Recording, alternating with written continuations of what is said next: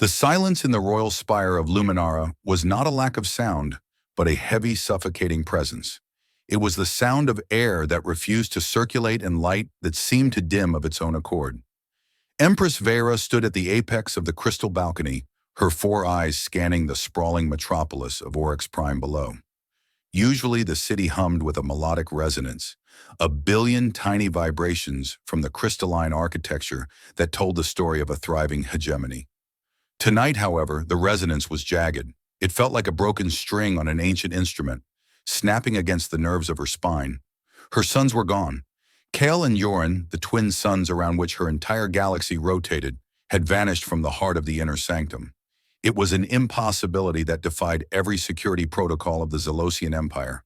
The inner chambers were shielded by biometric resonance fields that could vaporize any unauthorized organic matter in less than 3 nanoseconds. Yet the cradles were empty. The silk sheets woven from the silver-spinning spiders of the lower veils were cold. Vera's skin, a translucent, iridescent chitin that shifted from deep cobalt to an angry violet, rippled with a series of rapid staccato pulses. It was the biological manifestation of a fury that could level star systems. She did not scream, and Empress of the Xylos did not waste breath on noise. Instead, she broadcasted a command through the Cortex link, a telepathic shout that slammed into the minds of every high guard within 5 kilometers. Find them, or burn. The command was followed by a wave of pure, unadulterated terror. Below, in the central plaza, the rhythmic clanking of resonance armor began to echo off the prismatic walls. 6 elite guards, giants even by Xylosian standards, moved with a lethal, synchronized grace. Their weapons, long spears that hummed with stored thermal energy, cast long, flickering shadows against the stone. They tore through the vendor stalls of the great market, ignoring the cries of merchants who were closing up for the night. They searched the shaded alcoves where the light thieves traditionally hid, and they scoured the hydroponic gardens where the blue-leaf trees sighed in the artificial breeze. They found only the discarded remnants of innocence. A mechanical bird, its wings shattered and its internal gears frozen. A holographic sphere that had once projected the myths of the first founders, now rolling aimlessly in the dust. The scent of fear was everywhere, but it was the fear of the subjects, not the trail of the princes. "Your Majesty," Commander Thrax's voice crackled through the comm bead in Vera's ear, his tone brittle. "We have searched the southern sectors. Negative contact. The perimeter is sealed, but there is no trace of the royal signatures." Vera gripped the railing of the balcony. The crystal beneath her clawed hands groaned, spider-web cracks spreading from her touch. "They are children, Thrax. They do not simply disappear from a fortress that cost 3 trillion credits to build. If someone has taken them, I want their head on a resonance plate. If they have wandered off, I want to know why your sensors are as useless as a dead moon." The twin moons of Oryx Prime reached their zenith, casting a pale silver luminescence across the marketplace. The city felt skeletal under that light, a graveyard of glass and shadow. It was Thrax who saw it first, near the edge of the off-worlder district, where the cargo containers were stacked like the discarded toys of giants. He signaled his team, and they moved in a diamond formation, their spears leveled at the darkness. They expected a cell of Kaltar insurgents. They expected a trap, a bomb, or a group of desperate kidnappers holding the future of the Empire for ransom.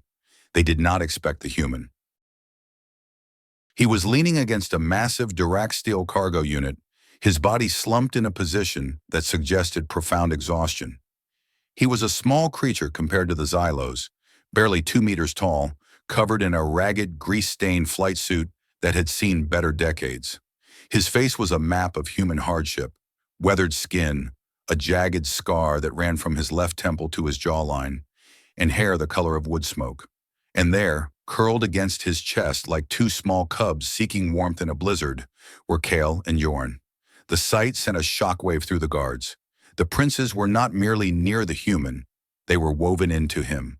Kale's small, blue-tinged hand was tucked into the human's collar, and Jorn's head was pillowed on the man's sternum. The human's breathing was slow and rhythmic, his scarred hands resting protectively, almost subconsciously, over the boys' backs. "Hold your fire!" Thrax hissed into the link, his own four eyes wide with disbelief. Do not engage. Repeat, do not engage. The targets are sleeping. The human's eyes snapped open.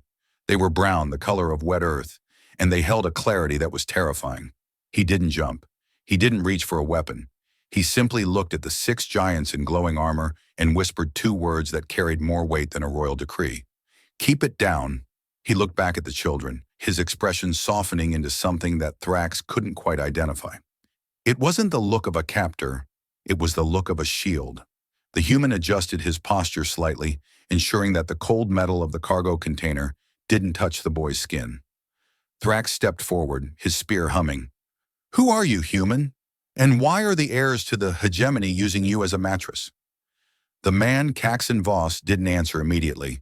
He waited until Kel stirred, the boy's luminous eyes opening and blinking at the guards with a sleepy, irritated confusion.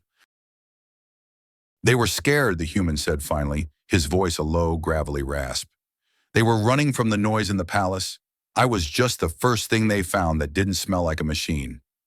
Lies, Thrax growled, though he didn't advance. The palace is the safest place in the sector. The human looked up, his gaze meeting Thrax's.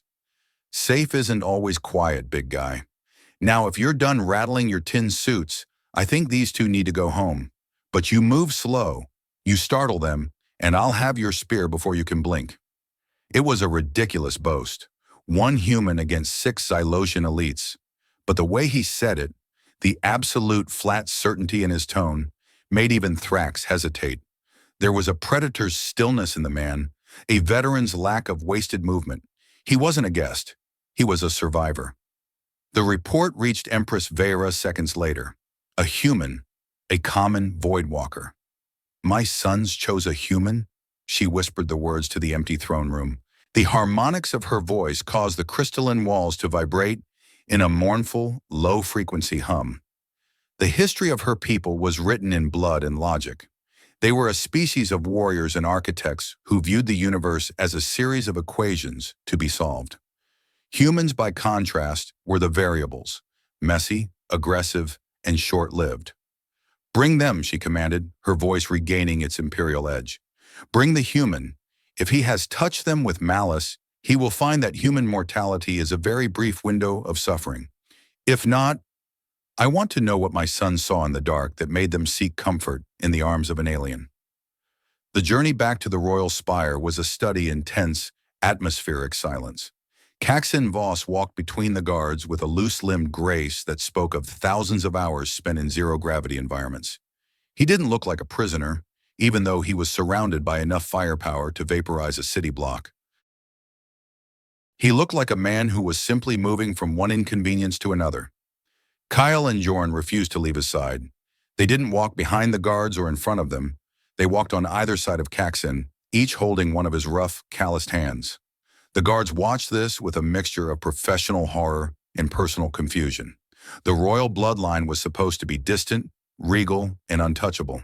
Seeing the princes cling to a human in a grease-stained jacket was like seeing a star decide to orbit a piece of space junk. Inside the great hall, the air was thick with the scent of ozone and the heavy floral perfume of the night-blooming crystals. Empress Vera sat on her throne, a massive structure of living quartz that pulsed with a deep, rhythmic red light. She looked down at the trio as they approached, her four eyes tracking every micro-expression on the human's face.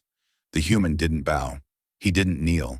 He stood in the center of the hall, his feet planted shoulder-width apart, his thumbs hooked into the straps of his worn backpack. He looked at the Empress of 17 star systems and gave a short, sharp nod. "Ma'am," he said. A ripple of shocked whispers erupted from the courtiers lining the walls. Archon Valerius, a tall, spindly Xylosian with skin the color of parched bone, stepped forward, his eyes narrowed in disgust.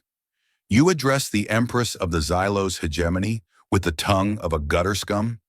You will kneel, human, or we will assist you in finding the floor." Caxen didn't even look at him. "My knees are a bit stiff from sleeping against a cargo box," he said, his voice carrying that same flat, military certainty. "And I've seen enough thrones to know they're just chairs with better padding. I'm here because the kids asked me to stay. You want to talk? Let's talk." But leave the theatrics for the tourists. Vera raised a hand, and the room fell instantly silent. The pulses on her skin had settled into a steady, watchful blue. She leaned forward, the crystalline plates of her armor clicking softly. "You are Aiden Thorn?" "Caxen," the man corrected. "Caxen Voss. Thorn was a long time ago, and he didn't make it out of the Red Belt." Vera's eyes flared with a sudden, sharp intelligence. "The Red Belt? You were part of the Terran Expeditionary Force? The ones who fought the Kaltar during the Great Schism?" Caxen's jaw tightened. "I was a shield tech, third class. My job was to stand in front of people who were more important than me. Seems some habits are hard to break." The Empress looked at her sons. "Kale, Joran, come here." The boys hesitated, their eyes darting to Caxen. He gave them a small, encouraging nudge. "Go on, your mom's been worried sick. Don't make it worse." They moved toward the throne, but their movements were slow, lacking the usual royal confidence. When they reached Vera, she pulled them into her massive, armored embrace. She checked their thermal signatures, scanned their heart rates, and breathed a sigh of relief that vibrated through the entire chamber. "Why?" she asked, her voice dropping to a whisper that only the boys and Caxen could hear. "Why did you leave the Spire? Why did you go to the market?" "The noise, mother," Kale said, his voice small but clear. "The palace was screaming." Vera frowned. "The palace does not scream, Kyle. It resonates. It is the sound of our history." "No," Joran piped up, shaking his head. "It was a bad noise, like cold water on a hot stone. It felt like someone was trying to find us. But when we found Caxen, the noise stopped.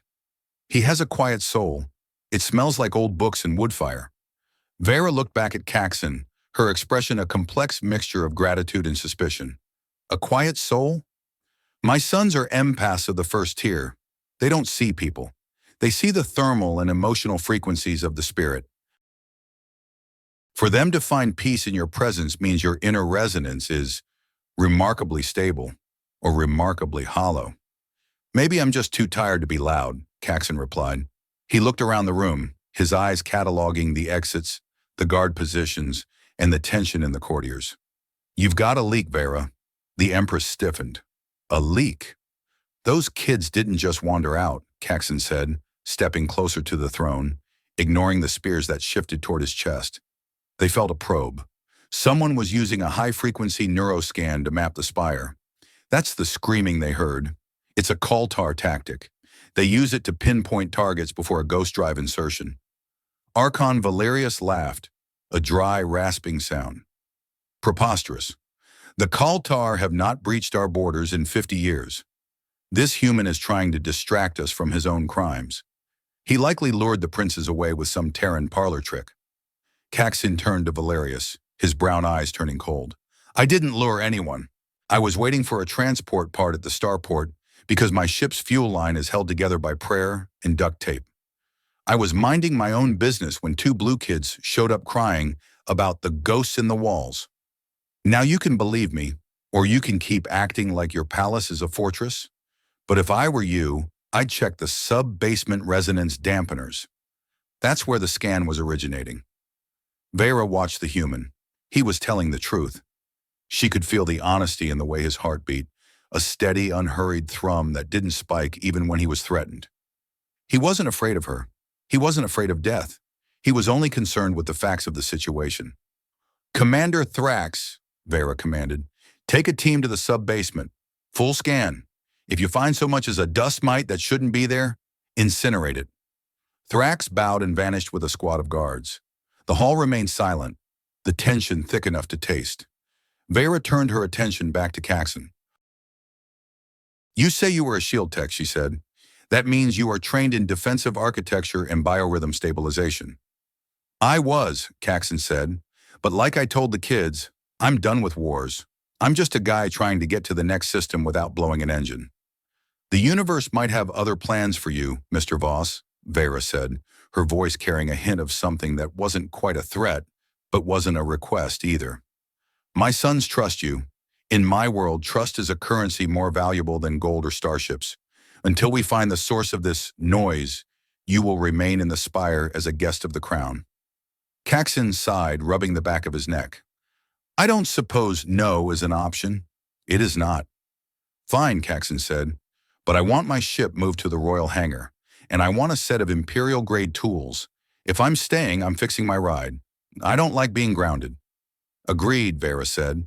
Valerius, see to the human's accommodations, and make sure he has everything he needs, including a guard. I don't need a babysitter, Caxen muttered. The guard is for their protection, not yours, Vera replied, gesturing to her sons. They won't let you out of their sight anyway. You've become their shield, Caxen Voss, whether you wanted the job or not. As Caxen was led away by a glowering Valerius, with Kale and Yoren skipping beside him, Vera felt a chill settle over her iridescent skin. She looked at the crystalline walls of her palace, the ancient structures that had protected her bloodline for 1,000 years.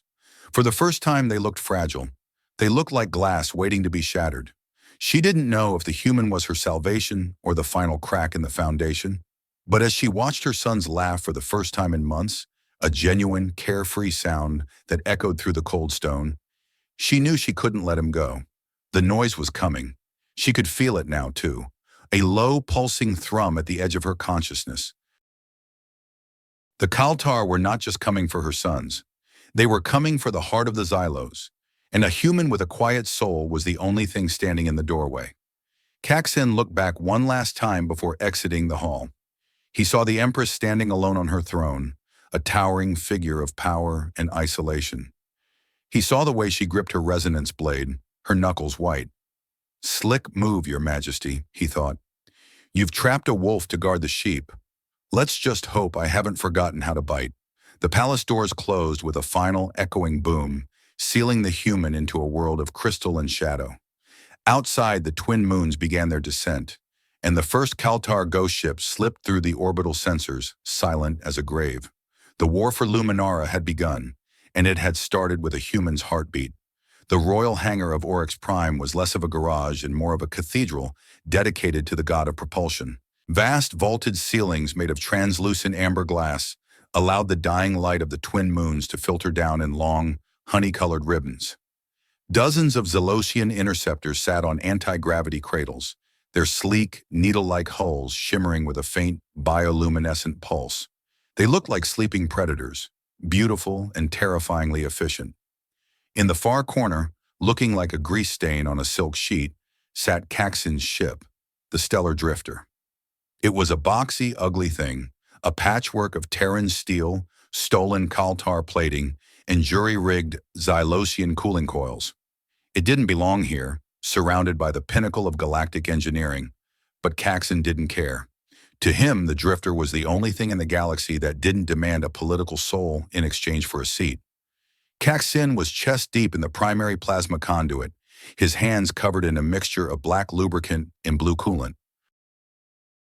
He was using a Xylosian sonic wrench, a tool that hummed at a frequency that made his teeth ache, to tighten a coupling that had been weeping fluid since he left the Sigma sector 3 weeks ago. I thought humans were supposed to be tidy, a small voice echoed from the hangar floor. Caxen didn't look up. He knew that voice. It was Kale, the older prince. He'd been watching Caxen for the last 2 hours, perched on a stack of empty crates like a gargoyle made of sapphire. Tidiness doesn't get you through an asteroid field, kid, Caxen grunted, his voice muffled by the hull. Function does. This ship is like a soldier. It's got scars, it's ugly, but it still stands up when the shooting starts. Kale jumped down, landing with the silent grace of his species.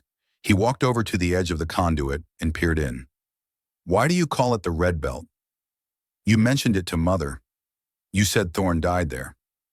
Caxen froze. The wrench slipped, the sonic vibration barking against the metal with a sharp, discordant whine. He slowly pulled himself out of the engine, wiping his hands on a rag that was more filth than fabric. He looked down at the boy. Kyle's 4 eyes were wide, glowing with a soft, inquisitive light. Beside him, Jorn had appeared as if by magic, his head tilted in that bird-like way the Xylos had when they were trying to decipher a complex emotion. You shouldn't go digging in old graveyards, Kale, Caxen said quietly. It's bad for the lungs. Jorn reached out, his small hand hovering just inches from Caxen's forearm, where the most prominent scar, A jagged, ropey burn from a thermal detonator disappeared under his sleeve. "It's not a graveyard," Joran whispered. "It's a storm. When I look at your colors, Caxen, there's a place in the middle of your chest that looks like a sun going dark. It's red, deep, angry red." Caxen felt a familiar tightness in his chest, the phantom weight of a combat vest he hadn't worn in a decade.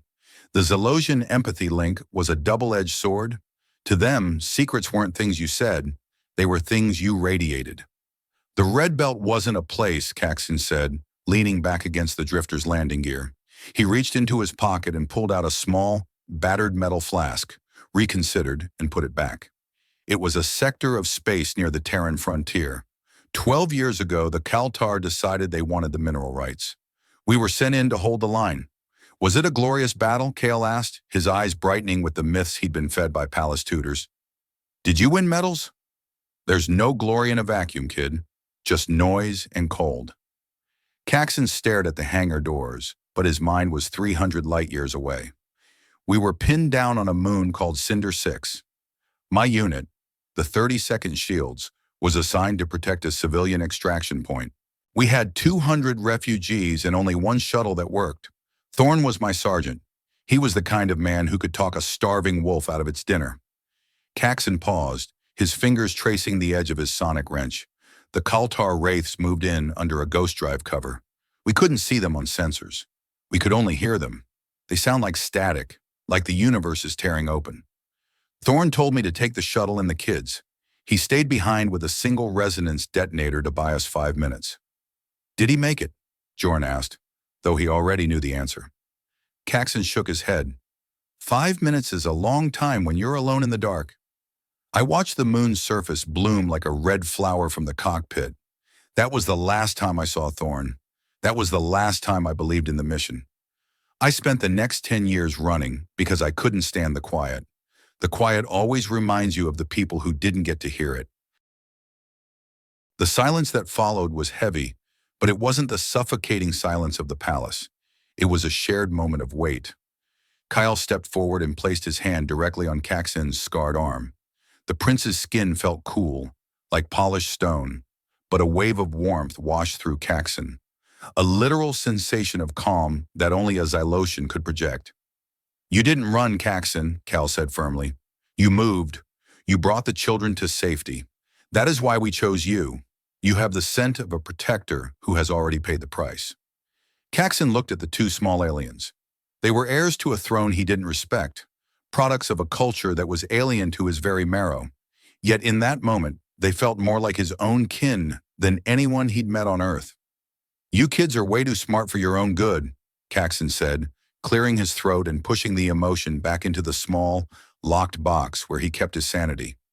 "Now get back. I need to test the plasma flow, and if I've messed this up, this whole hangar is going to get a very expensive bath in ionized gas." As the boys retreated, Caxen flipped a series of switches on the drifter's exterior panel. The ship groaned, a low-frequency hum vibrating through the floor. It was a rhythmic, steady sound, much healthier than before. But beneath the hum of his ship, Caxen's military-honed senses picked up something else. It was a flicker in the air, 20 meters to his left, near a stack of refueling pylons. It wasn't a movement, it was a displacement. The light from the amber ceiling seemed to bend around an invisible pillar, creating a subtle, oily shimmer that vanished as quickly as it appeared. Caxen's hand moved toward his belt, his fingers curling around the hilt of the resonance blade Vera had given him. He didn't draw it. He didn't even change his posture. He kept his eyes on the ship's diagnostic screen, but his peripheral vision remained locked on the pylons. "Sit rep Kale," Caxen whispered, his voice barely audible over the engine's drone. "Do you smell anything?" Kale's 4 eyes dilated. He sniffed the air, his small frame tensing. "Ozone," he whispered back, "and something cold, like ice that never melts." Joran backed away, his skin shifting to a warning shade of pale gray. The screaming, Caxen. The walls are starting to scream again. Caxen felt a chill crawl up his spine. The Kaltar hadn't waited for the siege. They were already inside. The noise the boys had heard wasn't just a neuroscan. It was the ghost drive synchronization. Listen to me, Caxen said, his voice as sharp as a razor. Get under the ship, now. Don't come out until I say the word clear. Do you understand? The boys didn't argue. They scrambled under the drifter's reinforced belly, disappearing into the shadows of the landing gear. Caxen stood alone in the center of the hangar. He drew the resonance blade. The weapon didn't glow like a Terran laser. It vibrated with a translucent, shimmering energy that made the air around it look like a heat haze. I know you're there, Caxen called out to the empty hangar. You're ghosting the wrong guy. I've been fighting wraiths since you were just sparks in a hive mind. Come on out and let's see if your shiny suits can handle a box kicker with a bad attitude. For a long 5 seconds, nothing happened. Then the air ripped. 3 figures materialized from the shimmer. They were Kaltar wraiths, tall and spindly, their bodies encased in liquid metal suits that flowed like oil. They didn't have faces, only single, glowing horizontal slits of red light where eyes should be. They moved with a jerky, unnatural speed, their ghost drives allowing them to phase in and out of the visible spectrum. They didn't speak. They didn't gloat. They simply raised their long, jagged pulse rifles and opened fire. Caxen dove behind a heavy refueling cart, the blue bolts of energy slamming into the metal with the sound of thunderclaps. He felt the heat of the near misses against his face, the smell of ionized air filling his lungs. Fubar, Caxen muttered, reaching into his pocket for a small, spherical device he'd built from spare parts. This is definitely Fubar. He thumbed the primer on the device, a homemade EMP grenade, and counted to 3. He didn't throw it at the wraiths. He threw it at the hangar's overhead light array. The grenade detonated with a sharp metallic pop. The amber glass above shattered, and the bioluminescent lights flickered and died, plunging the hangar into near-total darkness. Caxen didn't need light. He had spent months in the lightless tunnels of Cinder 6. He knew how to fight by sound, by the displacement of air, and by the sheer, raw instinct of a man who had survived the Red Belt. He heard the soft whine of a ghost drive 30 feet away. He lunged, his resonance blade cutting a wide arc through the dark. He felt the resistance of metal, a shower of sparks illuminating the wraith's faceless mask for a split second before the blade sliced through its torso. 1 down, Caxen breathed, rolling as a pulse bolt scorched the floor where he'd been standing. 2 to go. But the Kaltar were fast, and they were learning. The remaining 2 wraiths stopped firing. They engaged their cloaks fully, becoming nothing more than whispers in the dark. Caxen stood still, his heart hammering against his ribs like a trapped bird. He couldn't hear them anymore. The engine of his ship was too loud, masking their movement. He was blind and deaf in his own hangar. Then a small, cold hand touched his ankle. Northwest, Joran's voice whispered from beneath the ship. 10 meters. He's standing on the refueling pylon. He's aiming high. Caxen didn't hesitate. He spun and threw his sonic wrench with every ounce of strength he had. The heavy tool slammed into the pylon, the vibration causing the wraith's cloak to flicker. Caxen was already moving. He closed the distance in 3 long strides, his blade humming a death song. The wraith tried to raise its rifle, but Caxen was inside its reach. He drove the blade upward through the neck seal of the liquid metal suit. The wraith collapsed, its red light fading into a dull, lifeless gray. The 3rd wraith panicked. It didn't attack. It turned to run toward the hangar doors, its ghost drive sparking as it struggled to maintain a stable phase. Not today, Caxen growled. He picked up the fallen pulse rifle of the 1st wraith. It was heavy, the grip designed for 3-fingered hands, but Caxen made it work. He braced himself against the refueling cart, took a breath, and squeezed the trigger. The blue bolt caught the wraith in the back of the head just as it reached the doors. The alien disintegrated in a burst of static and blue flame. Silence returned to the hangar, broken only by the settling of shattered glass. Caxen stood there for a long minute, the pulse rifle still leveled at the doors. His hands were shaking, the adrenaline washing out of his system and leaving him cold. He looked down at the dead wraiths, then at his ship. Clear, he whispered. Kyle and Joran crawled out from under the drifter. They didn't look scared. They looked at Caxen with a profound, terrifying reverence. You killed them, Kale said, walking over to the nearest corpse. You killed the ghosts. I told you, Caxen said, dropping the rifle and wiping a streak of blue blood from his cheek. I've done this before, but they shouldn't have been able to get this far. The Spire's shields should have fried them. He looked up at the darkened ceiling. The attack hadn't been a raid. It had been a test. And the fact that the Kaltar knew exactly where the princes were suggested that the noise in the palace wasn't just a scan, it was a beckoning. "We need to find your mother," Caxen said, his voice grim. "The sit rep just changed. This isn't a kidnapping attempt anymore. This is an execution." The corridors of the royal spire were no longer a monument to beauty. They were a labyrinth of shadows.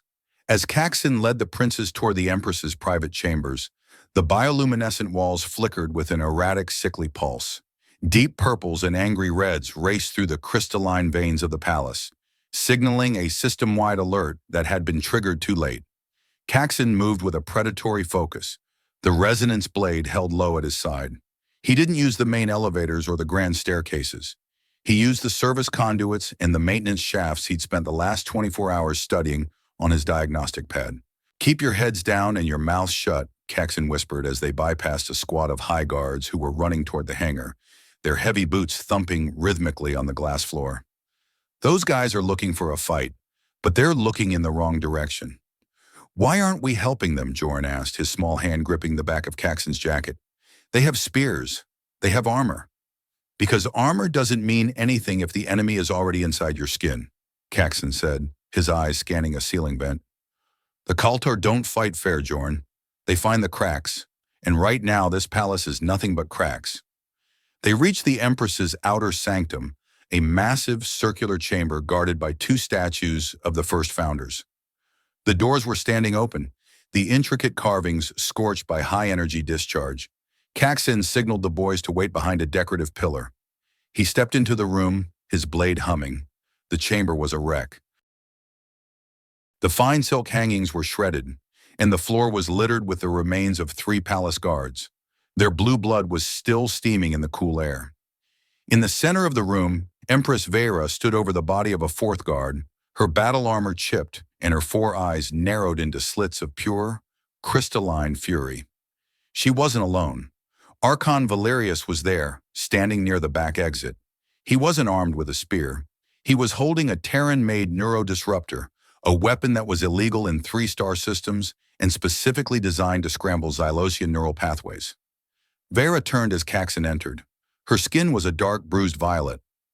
"Caxen," she said, her voice a low vibration that made the floor tiles rattle. "My sons, are they safe?" "They're right behind me," Caxen said, his gaze fixed on Valerius. "But we've got a problem. The hangar was crawling with wraiths. I took out 3, but I'm betting there are more ghosting the hallways." Vera looked at Valerius. The Archon didn't flinch. His pale skin seemed to glow in the dim light. "I told you, Vera," he said, his voice smooth and devoid of emotion. "The hegemony is stagnant. We have spent 1,000 years building walls while the rest of the galaxy moved past us. The Kaltar offer a new path, a convergence of biology and ghost tech." "You sold your soul for a ghost drive, Valerius," Vera spat, taking a step toward him. "You betrayed your Empress and your species for a seat at a table that will consume you." "I did it for the future," Valerius barked, the neurodisruptor humming as he raised it. "Your sons are anachronisms.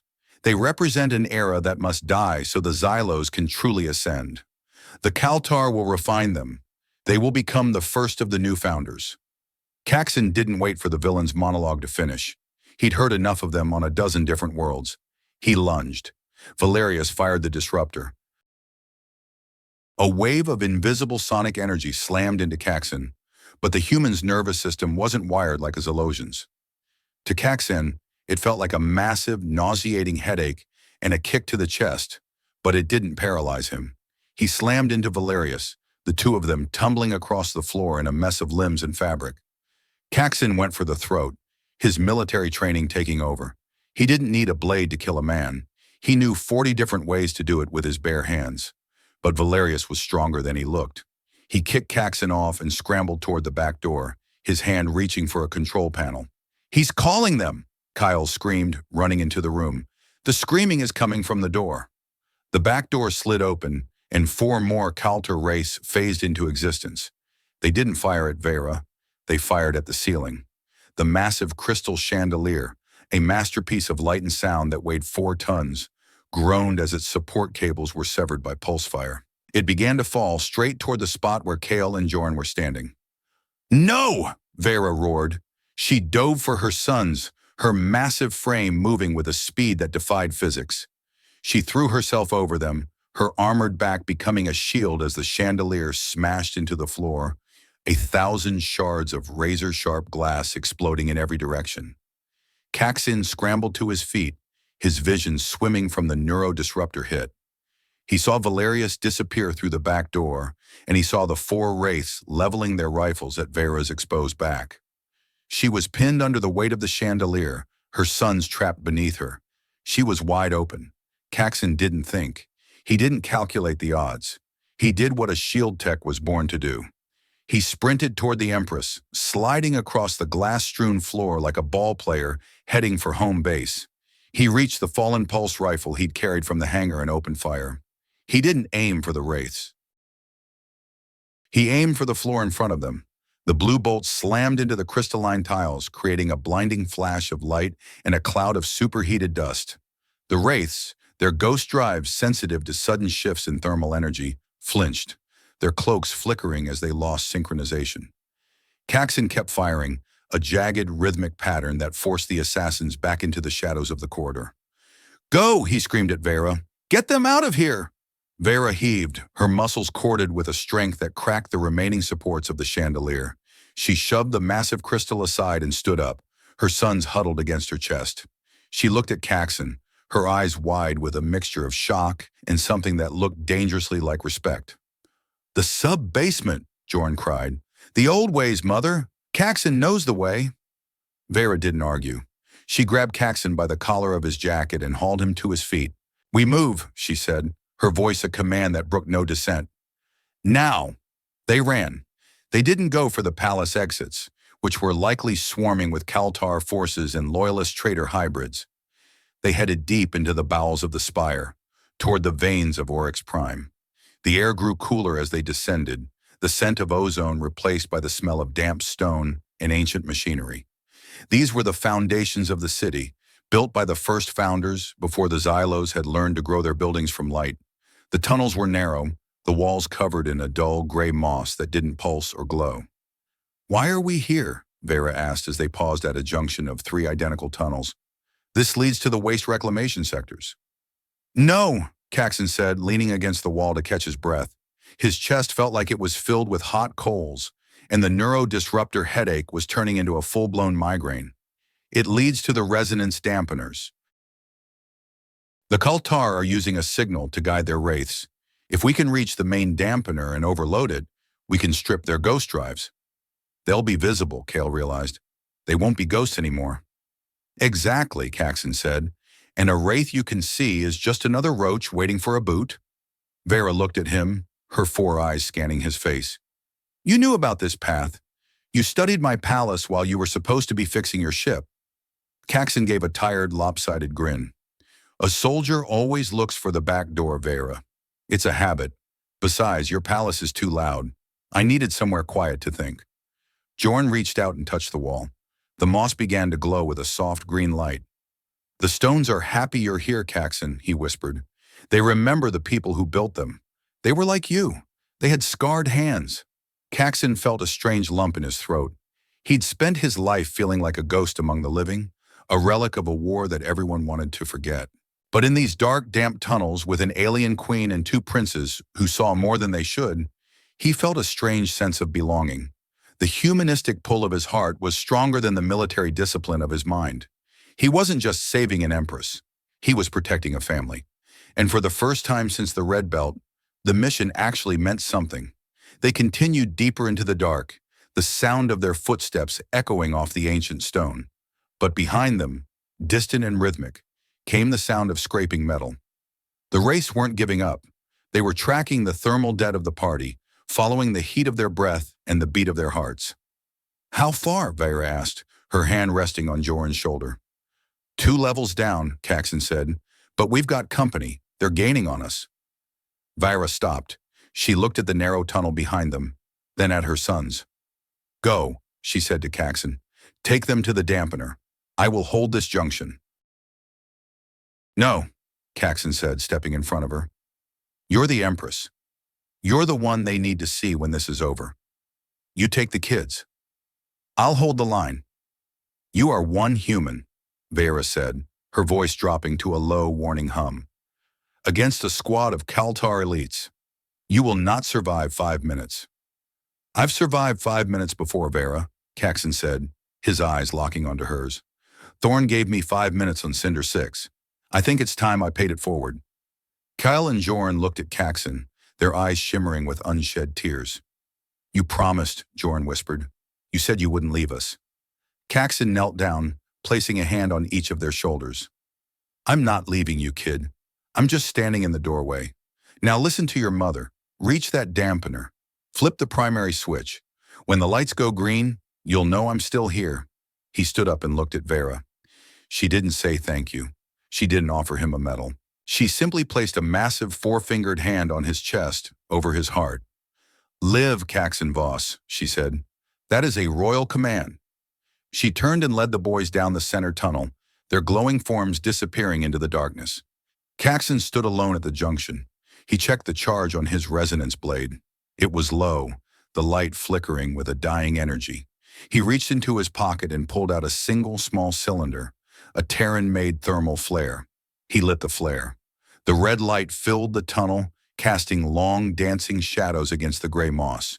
He heard them then, the static, the tearing of the universe. The first wraith materialized at the edge of the red light, its liquid metal suit reflecting the crimson glow. It raised its rifle, but Caxen was already grinning. Come on then, you roaches, he whispered, his voice steady and calm. I've got 5 minutes. Let's see what you can do with them. The tunnel erupted in blue fire and red sparks. Caxen Voss, the man who had been running for 12 years, finally stopped. He stood his ground in the veins of a world that wasn't his, protecting a future he would never see. And for the first time in his life, he wasn't afraid of the quiet. The human heartbeat echoed through the stone, a steady, defiant drum in the darkness of the void. The red flare Caxen had ignited didn't just illuminate the tunnel, it seemed to bleed into the very atmosphere, turning the gray moss into something that looked like weeping veins. The air was thick with the scent of burning magnesium and the sharp metallic tang of his own blood. Caxen Voss stood at the center of the junction, his feet planted wide on the ancient uneven stone. His heart was a frantic drum against his ribs, but his hands, those scarred, steady hands that had held rifles on a dozen dead worlds, were as still as the grave. The first wraith moved like a glitch in reality. 1 second it was a smudge of shadow at the edge of the red light. The next it was 6 feet away, its pulse rifle humming as it prepared to discharge a lethal bolt of blue energy. Caxen didn't wait for the alien to stabilize. He lunged forward, the resonance blade singing a low, lethal note. He didn't aim for the chest, where the liquid metal armor was thickest. He aimed for the weapon. The blade sliced through the rifle's barrel with a shower of blue sparks, and Caxen followed the motion with a heavy steel-toed boot to the wraith's midsection. The alien staggered back, its ghost drive flickering violently. Caxen didn't give it a chance to recover. He spun, driving the point of his blade into the neck seal. There was a hiss of escaping gas, the life support of a creature that breathed a different sky, and the wraith collapsed into a pile of lifeless, oily fabric. One down, Caxen grunted, his breath hitching in his chest. 4 minutes and 40 seconds left on the clock. You mugs want to keep playing? Or are we going to get serious? The response was a hail of blue fire from the darkness. 3 more wraiths materialized, spreading out in a tactical crescent. They had learned from the first one's mistake. They didn't close the distance. They stayed back, using the uneven walls of the tunnel for cover, while they poured fire into Caxen's position. Caxen dove behind a jagged outcropping of crystal, the energy bolts splashing against the stone like liquid lightning.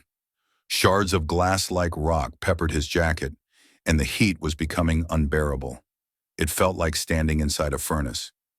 This is a real snafu, Caxen muttered to himself, his fingers fumbling with the last of his homemade EMP charges. If I don't move soon, I'm going to be medium well before the boys even reach the basement. He looked up at the ceiling. The ancient stone was covered in the gray moss the princes had called the memory of the stone. It was damp, cool, and seemingly indifferent to the violence erupting beneath it. But as Caxen watched, the moss began to pulse with a faint, rhythmic green light. It was the same light that had guided them through the veins of the palace. The princes, Caxen realized. They were already at the dampener. They were pushing their empathy link back through the stone, trying to find him. "Hang on, you little gearheads," Caxen whispered. "I'm still in the fight." He didn't throw the EMP at the wraiths. He jammed it into a crack in the crystalline outcropping he was using for cover. The charge wasn't designed to kill, it was designed to disrupt. And in a tunnel made of resonance-sensitive material, a disruption was a localized earthquake. Caxen thumbed the trigger and rolled away, his arms tucked over his head. The explosion wasn't loud, but the vibration was bone-shaking. A wave of invisible energy rippled through the junction, causing the crystalline walls to hum at a frequency that shattered the wraith's cloaking fields instantly. The aliens were suddenly visible, pale, spindly things with elongated limbs and single, terrified red eyes. Their ghost drives were fried. They were no longer ghosts. They were just targets. Caxen came up from the roll, his resonance blade flashing in the red flare light. He was a blur of movement, a professional soldier who had spent 20 years learning how to exploit a moment of chaos. He reached the first wraith before it could recalibrate its sensors, his blade shearing through its arm. He bypassed the second, using its body as a shield against the third one's desperate fire, before spinning and delivering a killing blow to both. The junction went quiet. The only sound was the heavy, ragged breathing of the human and the soft, dying hiss of the Kalter armor. Caxen leaned against the wall, his vision blurring. His head was thumping with a migraine that felt like a pulse bolt to the brain. The neurodisruptor hit from earlier was finally taking its toll, and his left shoulder was numb where a stray spark had grazed him. "Check the time, Voss," he told himself. He looked at his wrist pad. 3 minutes. He had held them off. But as he looked down the corridor he had just defended, he saw more shadows moving. Not 3 or 4, a dozen. They were sending the heavy hitters. Caxen looked down at his resonance blade. The light was almost gone. It was just a piece of cold metal now. He reached into his belt and found his old combat knife, the one he'd carried since the Red Belt. It was primitive, blunt compared to the alien tech, but it felt right in his hand. "Guess this is where I buy the farm," he whispered. "Not a bad place for it, I suppose. Better than a gutter in a starport." He closed his eyes for a second, thinking of the boys. He thought of the way Jorn had said his soul smelled like wood fire. He'd spent so long thinking he was empty, just a hollow shell filled with the echoes of dead friends. But the kids had seen something else. They had seen a father, a brother, a protector. They had made a choice to trust a stranger, and in doing so, they had given Caxen a choice to be someone worth trusting. The shadows reached the edge of the red light. Caxen stood up, his knife held in a reverse grip. "Come on then," he growled, his voice a low, dangerous rasp. "I've still got 2 minutes. Who's first?" But the attack didn't come. Instead, the entire tunnel groaned. It wasn't the sound of an explosion. It was a deep, harmonic resonance that vibrated through the very marrow of Caxen's bones. The green moss on the walls suddenly flared with a brilliant, blinding intensity. The light didn't just illuminate the tunnel, it pushed. A wave of emerald energy swept through the junction, moving with the speed of sound. When it hit the Kalter shadows, they didn't just recoil, they vanished. They were literally erased from the space, as if the palace itself had decided that their presence was an error that needed to be deleted. Caxen gasped as the energy washed over him. It didn't burn. It felt like a cool breeze on a midsummer night. It felt like Kale's hand on his arm. "Caxen?" Jorn's voice echoed through the stone, clear and vibrant. "Caxen, the light is green. We did it. We flipped the switch." Caxen fell to his knees, his knife clattering to the floor. He looked at his hands. They were glowing with a soft green aura. He wasn't dead. He wasn't KIA. He was still here. "Clear," he whispered, his voice breaking. "Clear." He struggled to his feet, using the wall for support. He needed to reach them. He needed to make sure the Empress hadn't let Valerius get away. But as he turned to follow the green-lit path, he saw a single figure standing at the end of the corridor. It wasn't a wraith. It wasn't Vera. It was Archon Valerius. He looked different. His bone-pale skin was covered in the same liquid metal film the wraiths wore, and his eyes were no longer Xylosian. They were two glowing red slits. He was holding a small crystalline canister that pulsed with an angry dark light. "You think this is a victory, human?" Valerius asked, his voice a distorted, multi-tonal nightmare. "You have merely turned off the lights. The convergence is already beginning. Your species is a plague of individuality, Voss. We are the cure." He didn't attack. He stepped back into a service shaft and disappeared before Caxen could even raise a hand. Caxen stared at the empty shaft, a cold dread settling in his stomach. The Archon wasn't just a traitor, he was the patient zero of something far worse than a political coup. The mission wasn't over. It had just changed shapes again. Caxen started to run, his boots pounding on the stone. His body was screaming in pain, but he ignored it. He had a royal command to live, and he had two gearheads waiting for their guardian. He reached the dampener chamber 5 minutes later. The room was a massive sphere of rotating rings and humming conduits. In the center, Vera stood with her sons, their faces illuminated by the steady green glow of the overloaded dampener. "Caxen!" Jorn screamed, throwing himself at the human's legs as soon as he entered. "You stayed! You didn't go to the graveyard!" Caxen caught the boy, his breath coming in ragged gasps.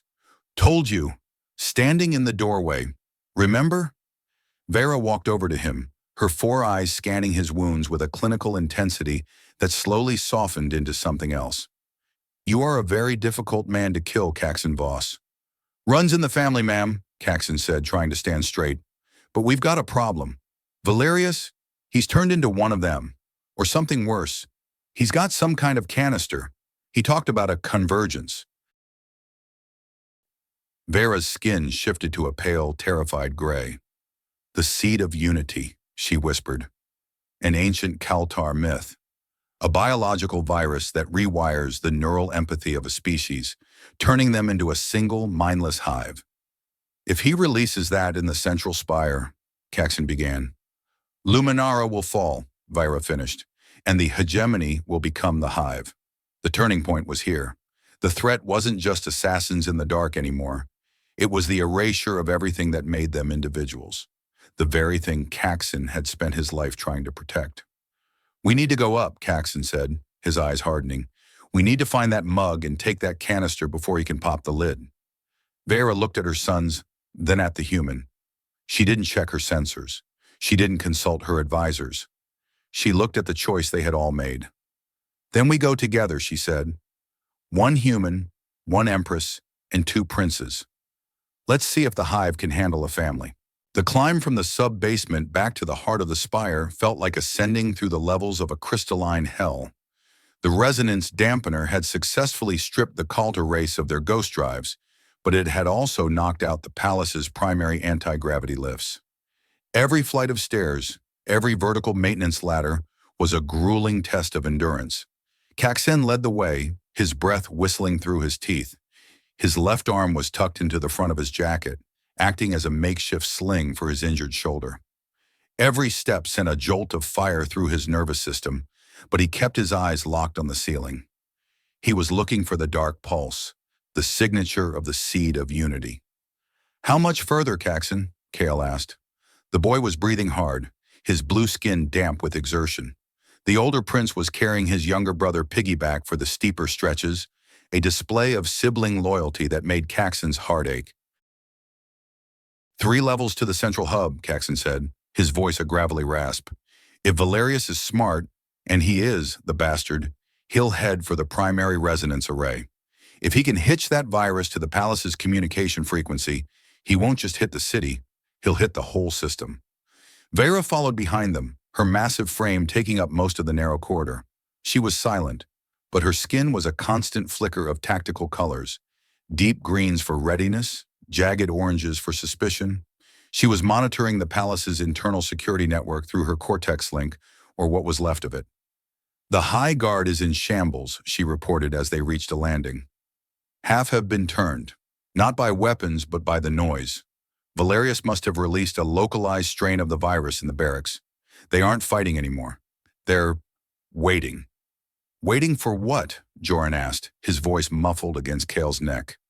Waiting for the song to change, Vera said grimly. They pushed through a set of heavy blast doors and emerged into the central hub. It was a massive open plaza that acted as the nervous system of the Spire. Dozens of walkways converged on a central spire of pure rotating quartz, the resonance array. Normally, the plaza would be bustling with courtiers, scholars, and guards. Now it was a graveyard of the living. Hundreds of Xylosians stood in the plaza, their bodies perfectly still, their four eyes wide and vacant. They weren't dead, but they weren't there anymore. They were staring at the resonance array, their breathing synchronized in a slow, terrifying rhythm. Valerius stood at the base of the array. He was no longer recognizable as a Xylosian. The liquid metal suit had fully consumed him, turning him into a faceless, silver statue. He held the crystalline canister aloft, and it was glowing with a dark, oily light that seemed to suck the color out of the air. "You're late, Voss," the thing that had been Valerius said. The multi-tonal voice echoed through the chamber, vibrating in the chests of the frozen Xylosians. "The harmony is almost complete." Caxen stepped into the plaza, his combat knife held low. He didn't look at the crowd of mindless drones. He looked only at the monster in the center. "You call this a harmony?" Caxen spat. "I've seen mass graves that looked more lively than this." "This isn't ascendancy, Valerius. It's just an expensive way to commit suicide. A necessary sacrifice," the Archon replied. "Individuality is a flaw. It creates conflict, greed, and the red belt. Your species proves that everyday human. You fight because you are alone. We will be one. We will be perfect." Vera stepped forward, her resonance blade humming with a lethal intensity. "Perfection is a lie told by cowards who are afraid of their own shadows, Valerius. My sons are individuals. They are messy, they are loud, and they are the future of my people. You will not take that from them." Valerius laughed, a sound like glass grinding on glass. "They have already chosen, Vera. Look at them." Caxen turned.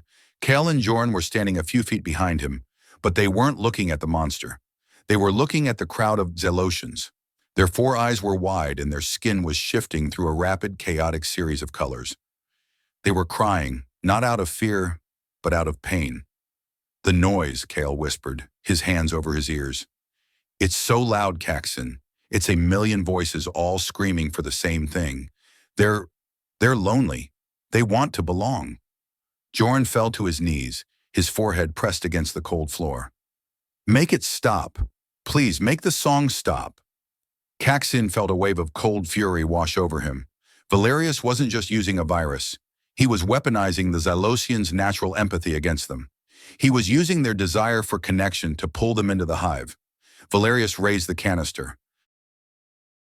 The dark light intensified, reaching out toward the resonance array. "Just a few more seconds and the signal will be broadcast. The choice will be removed forever." Caxen looked at Vera. "We can't reach him in time," he said, his voice low. "The crowd. If we move, they'll swarm us." Vera looked at the hundreds of mindless subjects. They were her people, her responsibility. If she ordered the array destroyed, she might save the system, but she would kill everyone in the plaza, including her son's empathy link. "There is another way," Kyle said, standing up. His voice was no longer that of a frightened child. It was the voice of a prince who had seen the void and decided to fill it with something else. "Kyle, no," Caxen said, sensing the boy's intent. "The noise is a vacuum," Kyle said, his eyes glowing with a brilliant emerald light. "It's pulling them in because there's nothing else to hear. But Caxen, your soul is quiet. Your soul is woodfire."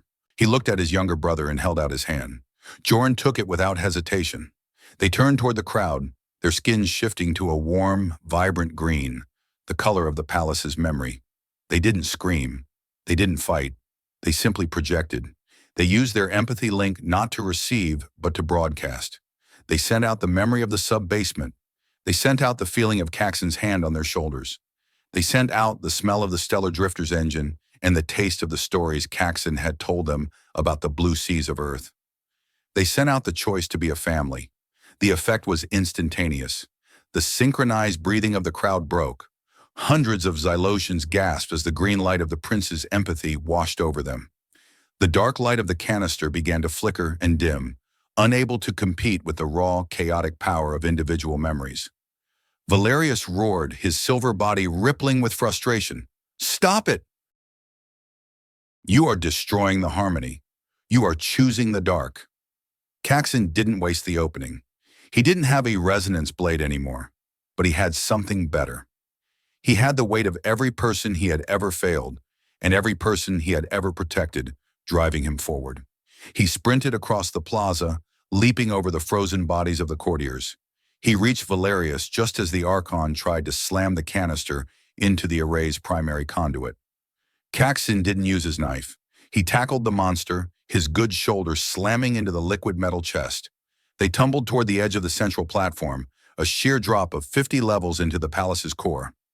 "Caxen!" Vira screamed, but she was busy holding back a squad of Calter hybrid guards who had suddenly snapped out of their trance and were attacking with desperate fury. Caxen and Valerius rolled over the edge. Caxen managed to grab a handful of silver fabric with one hand and the platform's railing with the other. They dangled there, suspended over the abyss. Valerius was clinging to Caxen's legs, his faceless mask inches from the human's boots. The canister was still gripped in the Archon's hand, glowing with a dying, frantic light. "Let go, Voss," Valerius hissed. "Join the one. You can have your friends back. You can have Thorn. You can have the red belt." Caxen looked down at the monster. He thought about the 5 minutes Thorn had given him. He thought about the 12 years he'd spent wishing he could change the past. "I already have my friends, Valerius," Caxen said, his voice calm and clear. "And they don't look like a silver puddle." He used his heavy boot to kick Valerius squarely in the chest. The Archon let go. He fell into the darkness of the core, the silver light of his body shrinking until it was just a pinprick in the void. The canister went with him, shattering against the inner machinery of the Spire. Caxen hung there for a long minute, his fingers slipping on the smooth crystal railing. His strength was gone. He could hear the boys calling his name, but he couldn't answer. He felt himself letting go, his mind drifting toward the quiet he had always feared. Then a massive, blue-skinned hand grabbed his wrist. Vera hauled him up with a single, effortless motion, pulling him back onto the platform. She didn't say a word. She just held him against her armored chest until his breathing slowed. Kyle and Jorn were there a second later, throwing their arms around both of them. The green light in the plaza was fading, replaced by the natural, warm bioluminescence of a city that was waking up from a nightmare. "Is he gone?" Jorn asked, his voice trembling. "Is the bad song over?" "It's over, Jorn," Caxen whispered, his head resting against Vera's shoulder. "The music's back to normal." Vera looked out over the plaza. Her subjects were starting to move, blinking in confusion, reaching out to touch each other, to confirm that they were still individuals. The cost had been high, Luminara was a wreck, and the political fallout would be felt for decades, but the boys were still their own people. The choice had been preserved. "Caxen Voss," Vera said, her voice a low, respectful hum. "You have held the doorway once again." Caxen managed a tired smile. "Yeah, well, don't get used to it. I'm still a box kicker at heart." But as he looked at the two princes, their faces bright with the realization that they had saved their people, Caxen knew he was lying. He wasn't a box kicker anymore. He was a guardian. He was a brother. He was the human element in an alien equation, and he wouldn't trade it for all the credits in the hegemony. The humanistic theme had been tested, and it had survived. Family wasn't about blood or biology. It was about the choice to broadcast your soul into the vacuum, even when the silence was screaming. The price of individuality was high, but as Caxen felt the warmth of the boy's hands on his own, he knew it was the only price worth paying. The dawn that broke over Luminara after the fall of Valerius was not the triumphant gold of a rescued empire, but a bruised and sickly ochre. The sky was no longer a violet canvas of peace. It was cluttered with the silhouettes of 42 heavy cruisers, hanging in low orbit like iron vultures. The Alliance of Worlds had arrived, and they hadn't come for a diplomatic summit. The signal Valerius had attempted to broadcast through the resonance array had been a death knell, a siren song that summoned every enemy of the Xylos to the gates of Oryx Prime. Caxen Voss stood on the observation deck of the primary spire, his ribs taped and his left arm in a proper medical sling provided by the palace surgeons. He looked out at the horizon where the first dropships were beginning their descent, glowing like falling coals against the morning haze.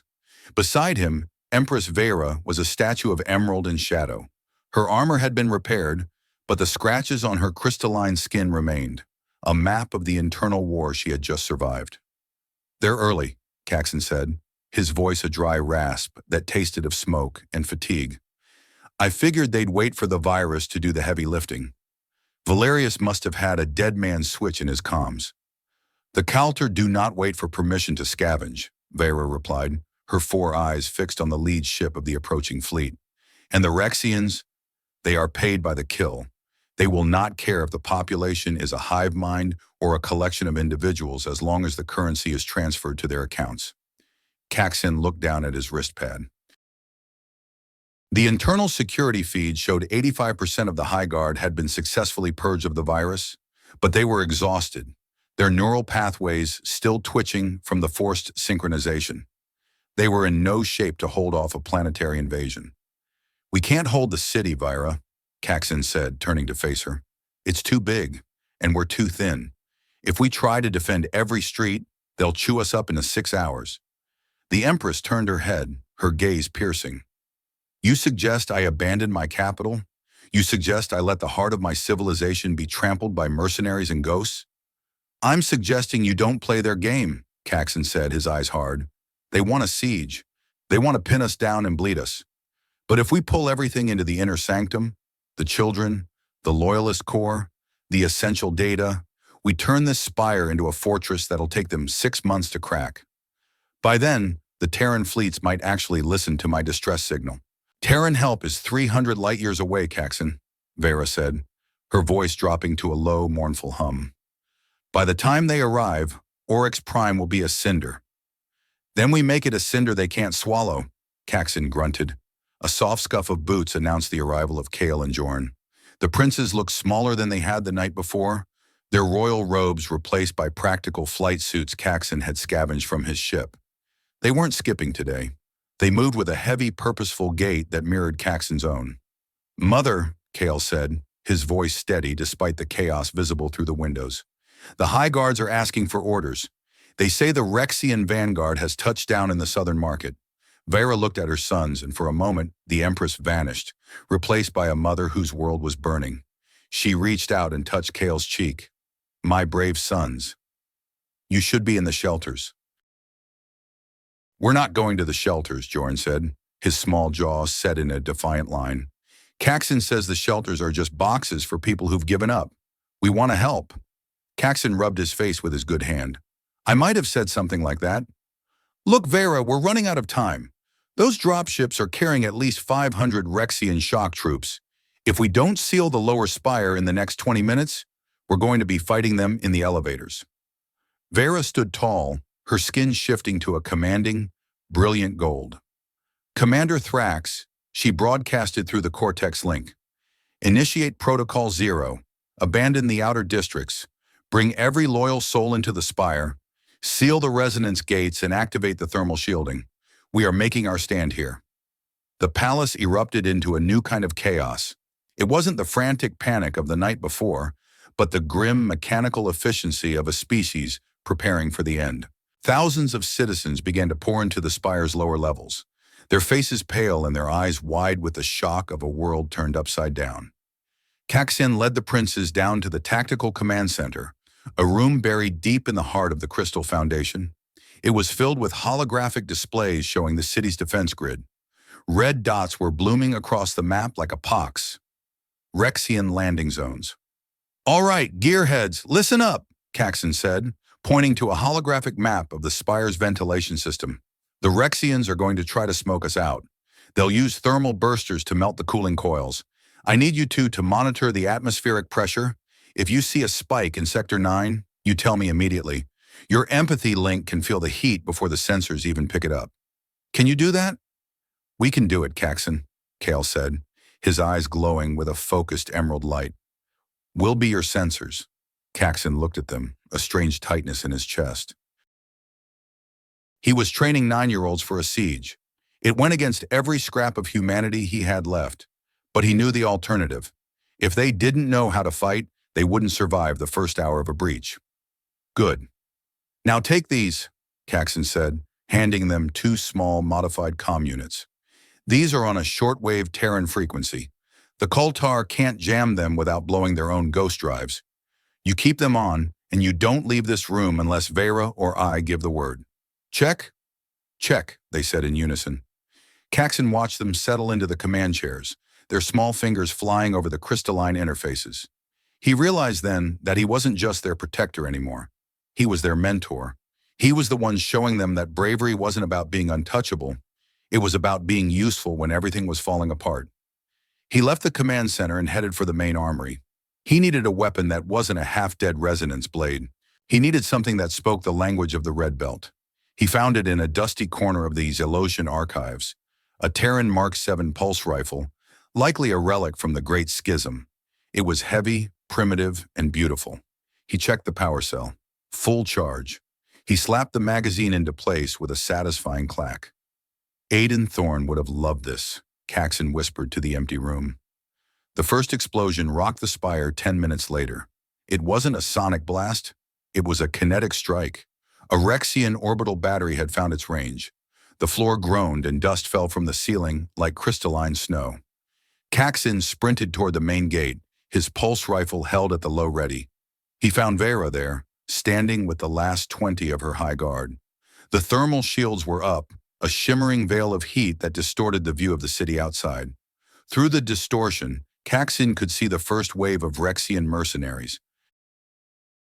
They were massive, red-skinned brutes in heavy power armor, carrying jagged vibro axes and short-range plasma casters. They aren't even using ghost drives, Caxen noted, leaning against a pillar. They're just walking up the front steps. They think we're already dead. They are arrogant, Vera said, her crystalline blade humming a low, menacing note. They think the virus left us hollow. They are about to find that the Xylos have a very sharp memory. The Rexians reached the thermal shield. The leader, a scarred monster with a mechanical eye, raised a thermal burster. He fired a concentrated beam of heat at the shield, the energy clashing in a spray of white-hot sparks. The shield began to buckle, the frequency of the crystal walls rising to a scream. "Brace!" Caxen yelled, leveling his pulse rifle. The shield shattered with the sound of 1,000 glass bells breaking at once.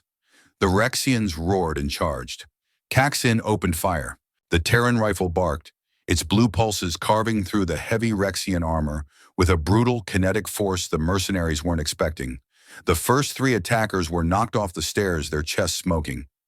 "Keep it tight," Caxen shouted to the high guards. "Aim for the joints. Don't let them get inside your reach." The battle at the gates was a chaotic, bloody mess. The Rexians were strong, their drug-enhanced muscles allowing them to swing their axes with enough force to shatter Xylosian bone. But the High Guard fought with the desperation of people defending their home. They moved in pairs, their spears flashing in the dim light, their movements a synchronized dance of death. Vera was a whirlwind. She didn't stay behind the lines. She plunged into the heart of the Rexian formation.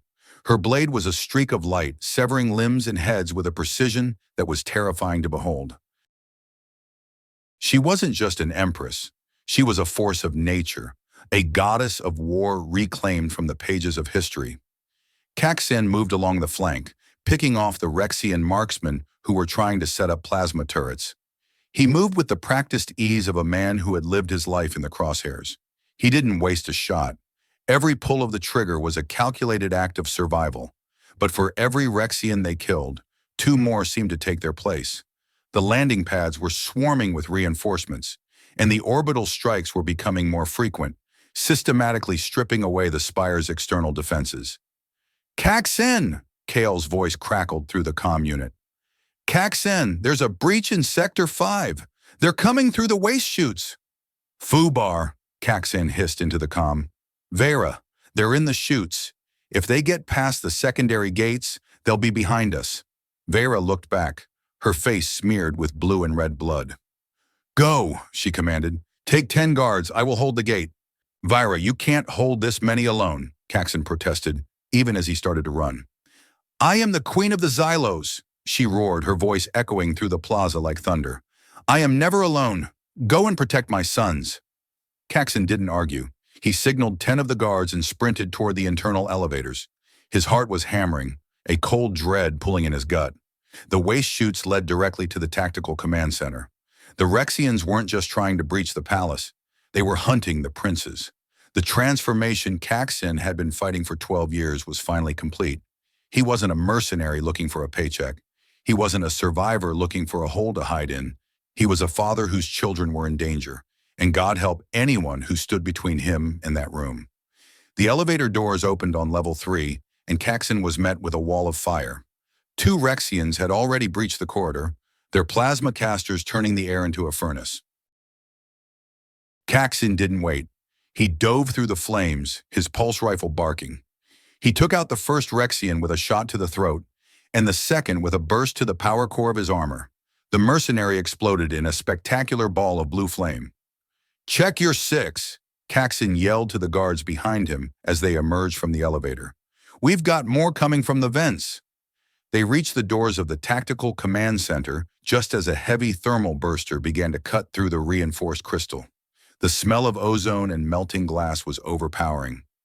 Caxen slammed his shoulder into the door, bursting inside. Kale and Jorn were huddled under the primary console, their hands glowing with an intense emerald light. They were projecting a resonance shield over the door, a desperate, shimmering barrier that was the only thing keeping the Rexians out. We're here, Caxen shouted, grabbing Jorn and pulling him to his feet. Kale, let it go. We're moving to the inner sanctum. Kale collapsed, the strain of the shield leaving him pale and shaking. We couldn't stop them, Caxen. There are so many. You stopped them long enough, kid, Caxen said, throwing Kale over his good shoulder. Now move. They ran back toward the elevators, the high guards forming a defensive circle around them. But the corridor was already swarming with Kaltar wraiths. The resonance dampener had been destroyed by an orbital strike, and the ghosts were back. They moved like static, phasing in and out of reality, their red eyes glowing in the smoke-filled air. This is it, Caxen thought, his finger tightening on the trigger. This is the red belt all over again. But it wasn't, because this time, he wasn't alone.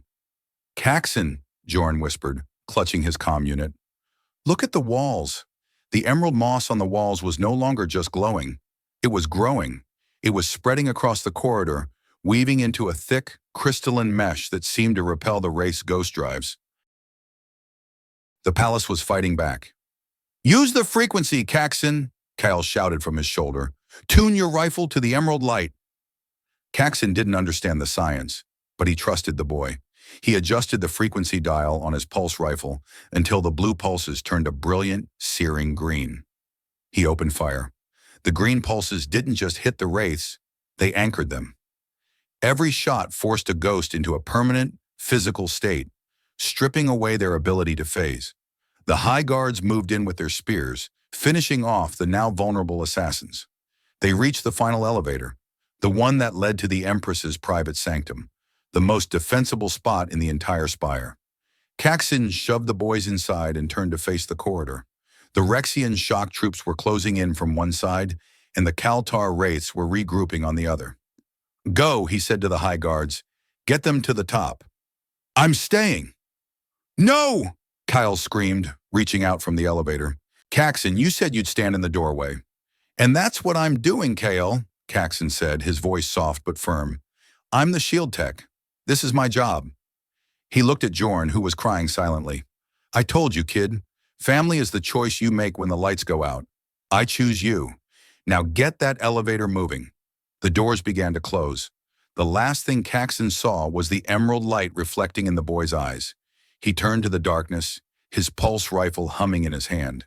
He was one man against an army, a human in an alien world, a relic of a war that had never ended. But as the first Rexian charged, Caxen Voss didn't feel like a ghost. He felt like a son. Come and get it, you mugs, he roared, the sound of his defiance echoing through the veins of Oryx Prime. I've still got 5 minutes. The hallway in front of the level 3 elevator was no longer a corridor. It was a slaughterhouse of light and glass. Caxen Voss was a man possessed, his pulse rifle a rhythmic, percussive instrument of destruction. He had wedged himself into the niche of a service alcove, giving him a narrow but clear line of sight to both the waste chute breach and the main corridor.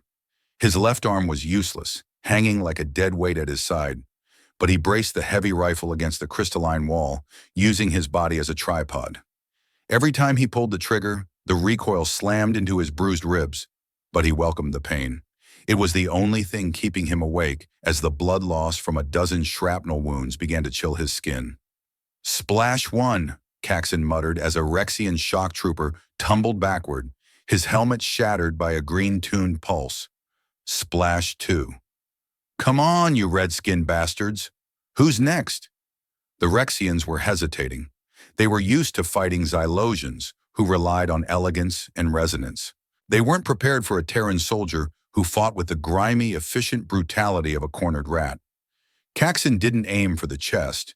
He aimed for the knees, the throat, the gaps where the armor plating met the power cables. He wasn't trying to win a duel. He was trying to create a pile of bodies high enough to block the hallway. But the Kaltar wraiths were the real problem. They were staying back, their ghost drives flickering at the edge of the Emerald Moss's reach. They were waiting for his power cell to run dry. Caxen checked his display. 3%. "Damn it," he hissed, his fingers fumbling for his last thermal grenade. "Just once, I'd like a mission with a surplus of ammo." The floor shook again. This wasn't an orbital strike. It was a breach in the Spire's primary support pillar. The Alliance was tired of the slow crawl. They were trying to bring the whole damn building down. The comm unit in his ear crackled to life. It was Vera's voice, filtered through the static of a dozen jamming fields. "Caxen! The gate has fallen. We are retreating to the sanctum. Where are you?" "I'm at the elevator, Vira," Caxen gasped, his vision swimming. "The boys are safe. They're on their way to you." "You are wounded," she said, her voice carrying a harmonic of panic he had never heard before. "Caxen, get to the lift." "Can't, ma'am," Caxen said, a small, sad smile touching his lips. "If I leave this spot, they'll have the override codes in 10 seconds. You just make sure those kids are ready for the throne. They're good kids, Vera. Better than we deserve." "Caxen!" Vera's voice was cut off by a wave of white noise. The power cell in his rifle died with a pathetic, high-pitched whine. The emerald light on the barrel flickered and went dark. The wraiths felt it. The static in the air intensified, and 3 ghosts phased into reality, their red eyes fixed on the human in the alcove. They didn't fire. They wanted to see the life go out of the man who had cost them a dozen operatives. Caxen dropped the rifle. He reached into his belt and pulled out his old combat knife. The steel was dull, the edge chipped, but it felt solid. "Is that all you've got?" Caxen challenged, his voice a whisper of defiance. "I've had worse hangovers than you mugs." The first wraith lunged, its jagged vibro blade a streak of silver in the smoke. Caxen didn't parry. He moved inside the strike, driving his knife into the alien's throat seal. He felt the cold spray of Kaltar blood on his hand as the ghost collapsed. But the second wraith was already there. It drove its blade into Caxen's side, just below the ribs. Caxen didn't scream. He gritted his teeth, grabbed the wraith's arm, and twisted with the last of his strength. He heard the snap of bone, and he followed it with a headbutt that shattered the alien's mask. He fell back against the elevator door, the vibroblade still buried in his side. He was sliding down to the floor, the world turning into a soft gray blur. He could hear the Rexians cheering in the distance, their heavy boots thumping on the glass like the sound of an approaching storm. "So this is it," Caxen thought. "Thorn, I hope you've got a cold one waiting for me." The elevator dings. It was a small, domestic sound, completely out of place in the middle of a war zone. The doors slid open, and for a second, Caxen thought he was hallucinating. Kale and Jorn weren't in the sanctum. They were standing in the elevator, their faces streaked with soot and tears, their hands glowing with a blinding emerald fire. "We told you, Caxen!" Jorn shouted, his voice echoing through the corridor like a clarion call. "We don't leave family behind." Kyle stepped forward, his eyes no longer just emerald but white-hot with a power that seemed to hum from the very foundations of Oryx Prime. He didn't use a weapon. He raised his hands and a wave of pure, concentrated resonance swept through the hallway. It wasn't a sonic blast. It was a rewrite of reality. The Rexians were thrown backward, their power armor seizing up as the resonance frequency shattered their internal circuitry. The Kalter wraiths didn't just phase, they dissolved, their ghost drives unable to handle the sheer emotional weight of the boys' broadcast. Joran knelt beside Caxen, his small hands pressing against the wound in Caxen's side. The emerald light flowed from the prince's fingers, entering Caxen's body like a warm, healing tide. "Don't go, Caxen," Joran whispered, his forehead against Caxen's. "Stay in the doorway, please." Caxen felt the coldness in his limbs begin to recede. The pain was still there, a jagged, burning presence, but the gray blur was lifting. He looked up at Kale, who was holding the entire hallway in a state of stasis through sheer force of will. You came back," Caxen gasped, his hand finding Joran's. "We made a choice," Kale said, his voice carrying the weight of 1,000 years of royalty. "We chose the human." The elevator doors began to close again, but this time Caxen was on the inside. As the lift ascended toward the sanctum, Caxen looked at the two boys. They had changed. The innocence was gone, replaced by a grim, ancestral wisdom. They weren't just heirs to an empire anymore. They were the architects of a new kind of power, one that was built on connection rather than conquest. They reached the Empress's private sanctum just as the orbital bombardment reached its crescendo. The room was a massive dome of reinforced quartz, offering a 360-degree view of the burning city below. Vera was there, her armor shattered, her breathing heavy.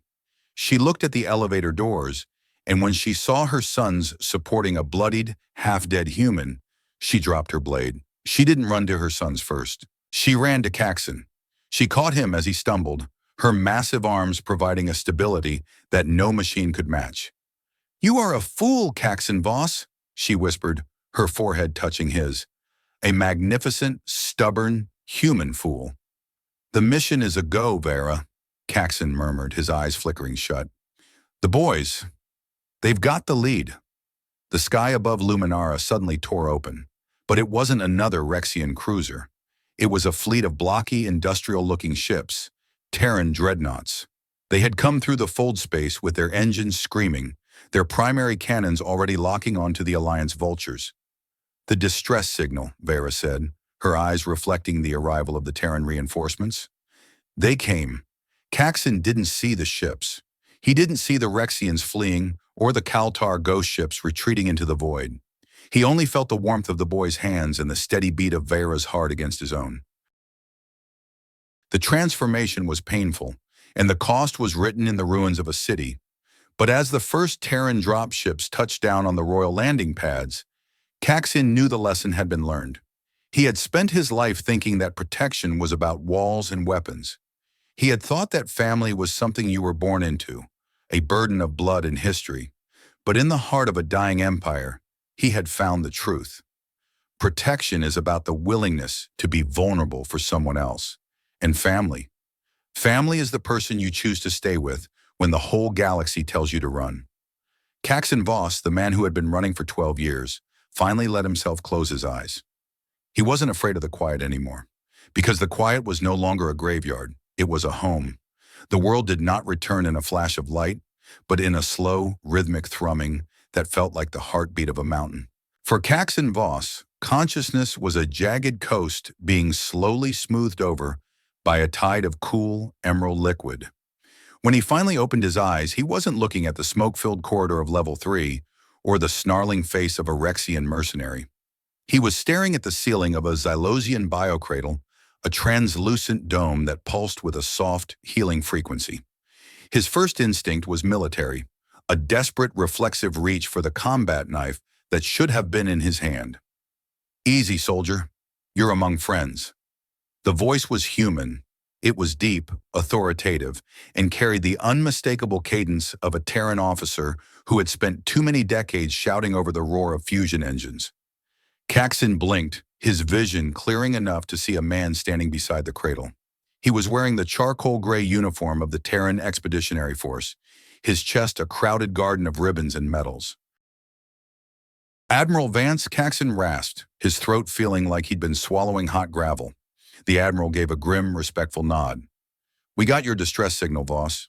Though to be fair, the Xylosian princes were the ones who really did the talking. They broadcasted a resonance signal that lit up half the sector like a flare.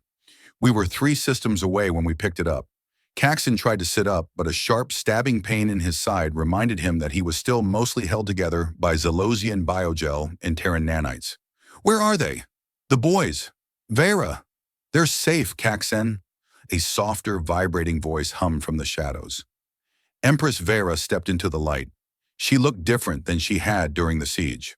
Her battle armor was gone, replaced by a simple robe of white silk that shimmered with a faint internal light.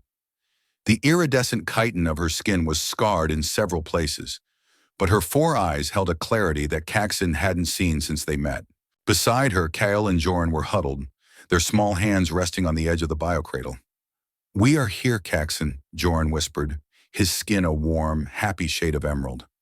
"The doctors said you were almost a ghost, but we told them you were too stubborn to leave. I had a royal command, didn't I?" Caxen managed a weak, lopsided grin. Hard to ignore the top brass when they're 7 feet tall. Vera placed a hand on his shoulder. Her touch was no longer the clinical assessment of a monarch. It was the steady weight of a comrade. The Alliance fleet has been broken. The Terran dreadnoughts caught them in the middle of their retreat. Those who didn't fold space were neutralized. Luminara is ours again. Caxen looked at Admiral Vance. "Why did you come, Admiral? The hegemony isn't exactly Earth's best friend. Last I checked, the politicians were still arguing over trade routes and mineral rights." Vance pulled up a chair, his expression softening. "You were a shield tech, Voss. You know how the brass works. They like numbers, they like maps, and they like certainties. But when we received a broadcast that wasn't just data, when we felt a resonance that carried the literal sensation of a man standing his ground for 2 kids who weren't even his own species, well, let's just say the politicians didn't have a choice. Public opinion on Earth shifted in about 6 seconds. You're a bit of a legend back home right now, son." "I'm just a box kicker who got lucky," Caxen muttered, closing his eyes as a wave of exhaustion washed over him. "You're more than that," Kyle said, his voice carrying a new, resonant authority. "You are the reason we chose to be individuals. If you hadn't stayed, we would have been lost in the hive. We would have forgotten how to feel the wood fire." The room fell into a comfortable silence, broken only by the low hum of the medical equipment. For the next 3 days, Caxen occupied a strange space between worlds. He was a human hero in an alien palace, treated with a reverence that made him feel like a fraud. He watched the immediate aftermath of the climax through the holographic news feeds. Luminara was a wreck, but the cleanup was being led by the citizens themselves, not by machines. The virus had been purged, but the memory of the connection remained. It had changed them. The Xylosians were no longer a cold, distant species governed solely by logic and resonance. They were reaching out to one another, forming small, tight-knit communities within the city. The tragedy had forced them to realize that their strength wasn't in their empire, but in their willingness to protect the person standing next to them. Secondary characters, like Commander Thrax, visited Caxen's bedside. The old warrior had lost 2 of his 4 eyes in the battle at the gates, but he bore the scars with a grim pride. "I never understood your species, Voss," Thrax said one evening, his voice a low vibration. "I thought humans were chaotic, fragile things. I didn't understand why you would risk everything for a cause that wasn't yours. But watching you in that hallway, I realized that your chaos is actually a form of ultimate loyalty. You don't fight for the state, you fight for the person. I have ordered my guards to begin training in your Terran tactical styles. We have much to learn about being a family." Caxen listened, processing what he had learned. He thought about the red belt, and he thought about Thorn. For 12 years, he had carried the guilt of survival like a backpack full of lead. He had thought that being a survivor meant being alone, that the only way to honor the dead was to stay a ghost. But as he looked at the 2 princes playing with a holographic Terran puzzle at the foot of his bed, he realized he had been wrong. Honoring the dead wasn't about staying in the graveyard. It was about taking the life they gave you and using it to shield someone else. The 5 minutes Thorn had given him hadn't been a debt to be paid. They had been a gift to be passed on. By the end of the week, Caxen was walking again, albeit with a limp and a cane made from a single polished piece of resonance crystal. He spent his afternoons in the gardens with the boys, teaching them the slang of the starports and the simple games of a Terran childhood. He taught them how to whistle, a feat that required a complex adjustment of their vocal resonators. And he told them stories of Earth that didn't involve wars or empires. He told them about the smell of rain on hot asphalt, the way the ocean looked when the sun was just a sliver on the horizon, and the sound of a dog barking in the distance on a quiet summer night. "Is Earth beautiful, Caxen?" Joran asked, his eyes wide with wonder. "In some places, kid," Caxen said, looking up at the violet sky of Oryx Prime. "But beauty isn't about the scenery. It's about who you're looking at it with." He was beginning to understand that his journey wasn't about finding a planet, it was about finding a purpose. He had started as a man running from his past, but in the ruins of an alien city, he had found a future. He had found a reason to stop being a ghost. But the real test was yet to come. The Terran fleet was preparing to depart, and Admiral Vance had made it clear that there was a ship waiting for him. Caxen had to decide if he was a visitor in this world, or if he was finally home. The decision didn't come in the throne room or during a grand council. It came in the quiet hours of the night, when the only sound in the spire was the whispering of the emerald moss and the steady, rhythmic breathing of the boys in the next room. Caxen stood on his balcony, looking out at the stellar drifter sitting in the royal hangar. The ship was fully repaired, its engines humming with a healthy Terran growl. It was his ticket out. It was his return to the familiar dirt and the gritty starports he knew so well. But as he looked at the ship, he didn't feel the urge to run. He felt a strange, heavy peace. "I'm done running, Thorn," he whispered to the wind. "I think I found a doorway we're standing in." The immediate aftermath of the war was fading, replaced by the slow, steady work of rebuilding. And as Caxen Voss watched the twin moons of Oryx Prime begin their descent, he knew that his story wasn't ending. It was simply entering a new chapter, one where the shield wasn't a weapon, but a choice. The formal ceremony of the unspoken decree was held 10 days after the final shot was fired. It was unlike any royal event in the history of the Xylosian hegemony. There were no golden robes, no rhythmic chanting, and no displays of imperial might. Instead, the Great Hall was filled with representatives from the Terran fleet, the High Guard, and the common citizens of Luminara. Empress Vera stood at the center of the hall, her presence commanding but accessible. She looked at Caxen, who was standing beside the princes, wearing his old, grease-stained flight suit. He had refused the ceremonial armor and the medals. He only wore a small, green-glowing pin on his lapel, a gift from Joran. "Caxen Voss," Vera began, her voice carrying the harmonics of a leader who had found a new song. "In the history of our people, we have always looked for guardians in our own blood. We believed that protection was a duty born of biology. But you have shown us that the strongest shield is not forged in a laboratory or inherited in a lineage. It is a choice." She stepped forward, placing a hand on his shoulder. "You came to our world as a stranger, a man seeking nothing but a spare part for a broken ship. You could have run when the ghosts appeared. You could have left my sons to the void when the Rexians breached the gates. But you stayed, not because you had to, but because you chose to." She turned to her people. "From this day forward, Caxen Voss is no longer a guest. He is the guardian brother of the royal bloodline. He is the shield of Oryx Prime. And let it be known that the alliance between the Xylos and humanity is not a treaty of paper, but a bond of the spirit." The hall erupted into a sound that was half cheer, half resonance. It was a warm, vibrant noise that felt like a hug. Caxen didn't say much. He wasn't a man for speeches. He simply nodded, his eyes finding the boys. They were beaming, their skin a shade of gold that matched the morning sun. But the real transformation didn't happen in the hall. It happened an hour later, in the royal hangar. Admiral Vance was waiting by the boarding ramp of the Terran transport. "You sure about this, Voss?" he asked, his hands in his pockets. "We could use a man like you back at the academy. You'd be a 5-star instructor in 6 months." "I'm a bit too old to be a teacher, Admiral," Caxen said, patting the hull of the stellar drifter. "Besides, I've got 2 students right here who are a handful as it is." Vance looked at Kale and Joran, who were busy loading a crate of Terran oranges into the drifter's cargo hold. "Fair enough. But if you ever change your mind, the door's always open. You're one of ours, Caxen. Don't forget that." I won't, Caxen said, shaking the Admiral's hand. Tell them back home. Tell them the Xylos are solid. They just needed a little wood fire to clear the air. Vance laughed and boarded the transport. As the massive ship lifted off and disappeared into the violet sky, Caxen felt a final, lingering weight lift from his shoulders. He turned to the stellar drifter. All right, gearheads, he shouted. Let's get this bucket of bolts into the air. We've got an empire to rebuild, and I'm not doing it on foot.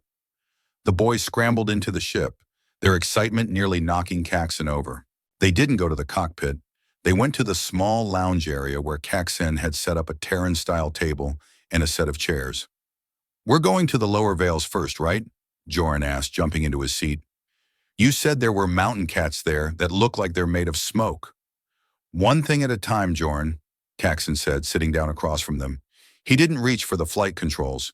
He reached for a deck of battered plastic cards. First, I'm going to teach you two how to play a real human game. It's called poker. And if you use your empathy link to read my cards, I'm putting you on hull scrubbing duty for a month. They laughed, a sound that was pure, unfiltered joy.